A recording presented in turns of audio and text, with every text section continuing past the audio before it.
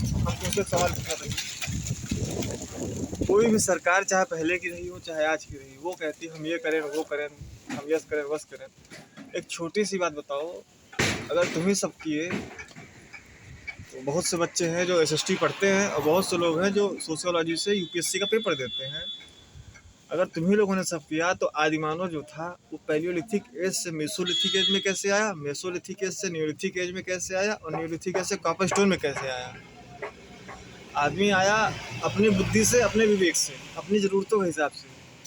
लेकिन जैसे जैसे समय बढ़ता गया, सातिर या धूर्त या कहो कि महत्वाकांक्षी लोगों ने लोगों को उसी हिसाब से, अपने हिसाब से बांटा, अपने हिसाब से इस चीज़ों को लागू किया। लोग तो करते अपने हिसाब से। तुमसे 20 बार ये बोलता है, देश चलाता है देश का आम नागरिक।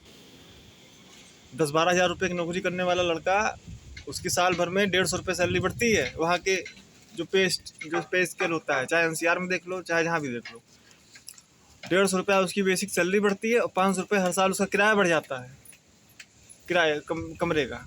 अब बताओ, आदमी तो सर्वाइव कर रहा है। अब लेकिन लोगों का क्या है, आम आदमी के दिमाग में उसे खास बनना है। अब खास बनना क्या है,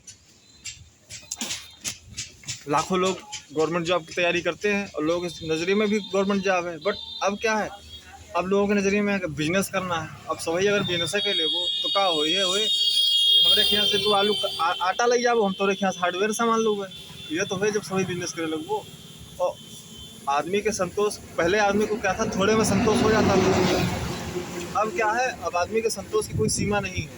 अभी देखो तुम्हारे यूपीपीसीएस का रिजल्ट आया, यूपीएससी का रिजल्ट आया। बहुत से लोग ऐसे थे जो कहीं ना कहीं कार्यरत थे, कहीं ना कहीं कार्यरत थे, उनका क्रैक हुआ। हालांकि हम इसमें किसी से कोई प्रसन्नता की वगैरह नहीं, लेकिन एक बात बता रहे हैं कि आदमी के संतोष की कोई सीमा नहीं है।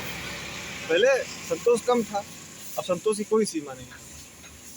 और उसी हिसाब से आदमी की जैसी जैसी इच्छाएं बढ़ती हैं, आदमी के वैसे वैसे कार्य करता है, मेहनत करता है, अपने उसी हिसाब से अपने आप को स्थापित करता है समाज में।